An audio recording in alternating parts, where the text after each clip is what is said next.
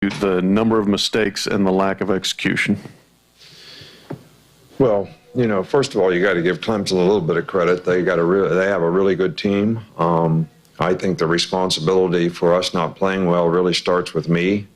We obviously didn't go out there, and they did do some things that we weren't prepared for, but you always expect that. A couple bunch passes that Oklahoma ran and some other people that, we had to make adjustments to at halftime. But I thought the players prepared well for this game. And I think that, they just got outperformed. It wasn't like we just didn't cover a guy. I mean, we tried to cover number 8. He caught the ball, made a big play. We were in 3 deep zone when number 5 catches a ball and runs, 50 yards, 60 yards for a touchdown. Guy doesn't play the deep third properly. Those responsibilities start with me, our staff, and all the coaches who try to get these guys ready. And when we don't play well, I feel like that's a reflection on the job that we did, the job that I did, and Clemson did a really, really good job. I mean, I know the score. There's a lot of good things that our team did out there today, especially on offense. We did stop the run on defense, but we couldn't get off the field on 3rd down. So, I mean, sometimes we just didn't get them covered.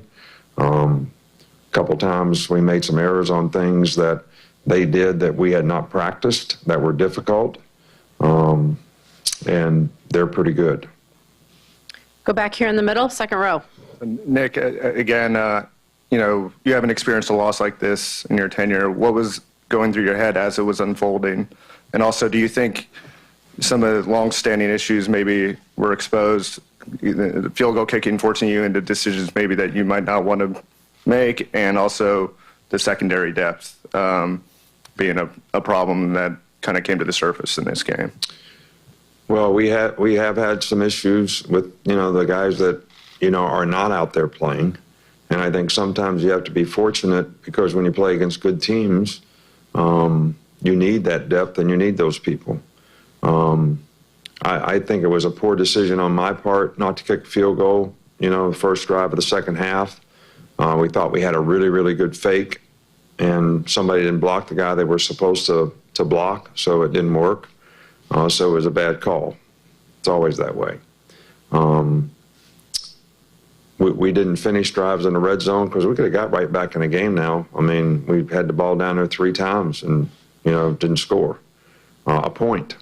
Didn't score a point. We had fake field goal, went for it on 4th down twice, had the ball on the 1-yard line. So, I mean, this game could have been a little different if we'd have finished things a little better. But, we didn't play well enough on defense to win, because if you can't get off the field on 3rd down, you're going to have a hard time when you're playing against a good team. We're going to go to Mark Tracy. But there was nothing going through my head except what can I do to help our team play better the next play? How can we? And we just kept not being able to finish things the way we wanted to. And I feel like it's my responsibility that those things didn't happen properly. We're going to move over to our left, Mark Tracy. Coach, we've known for some time in college football that, I'm sorry, can you hear me? Yeah. We've known for some time in college football that, true freshmen are very much able to contribute, including, of course, on your teams. That said, with Trevor Lawrence doing this this year, I'm wondering how you've seen it evolve in college football, where even in the past decade, say, where even, where even the most recent recruiting class you bring in can make such a huge difference at the end of the year?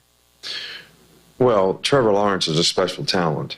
I saw him when he was a sophomore, and he was a special player, as a sophomore in high school.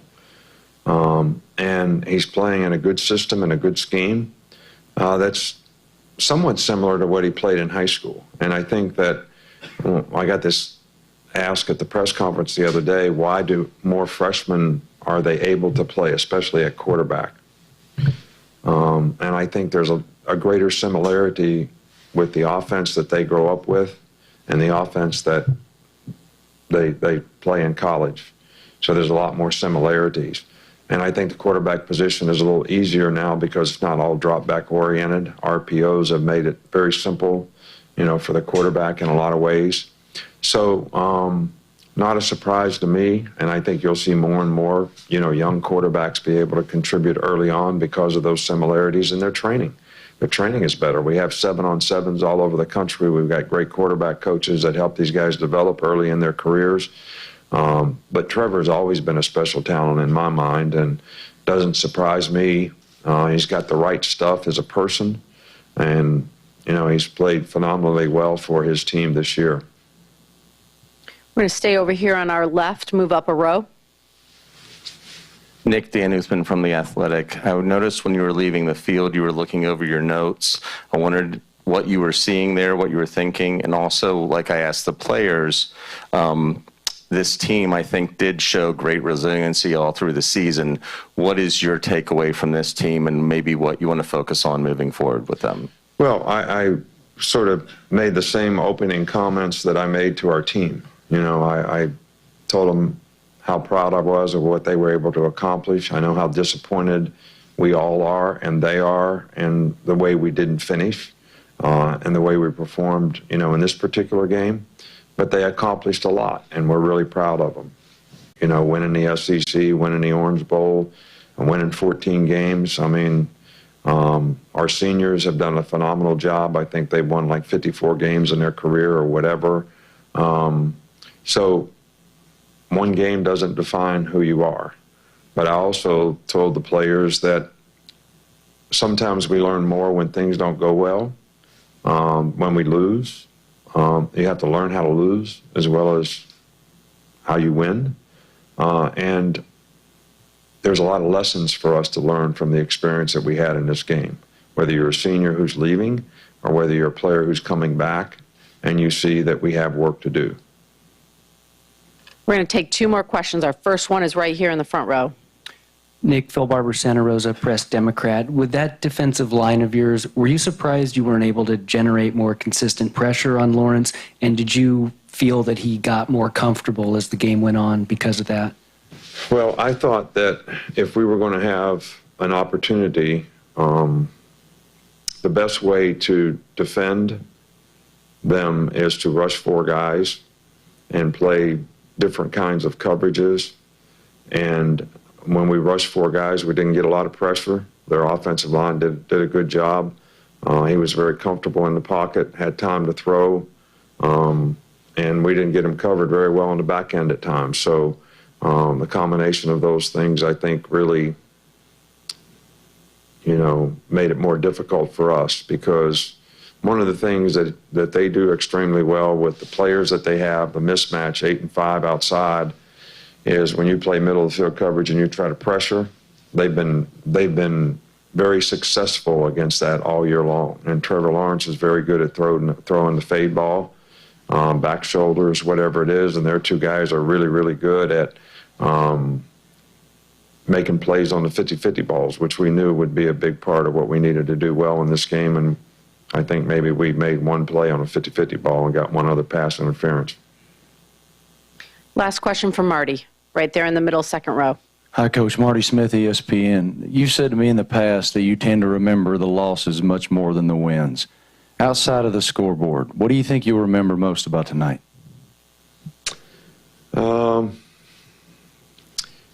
I just have a feeling that I didn't do a very good job for our team, with our team, giving them the best opportunity to be successful. I always feel that way. Even sometimes when we win, I think there's things that we could do better or that I could have done better. But particularly in this case, never really ever got comfortable with what we needed to do to win this game, especially on defense, especially the matchups we had in our secondary versus their receivers.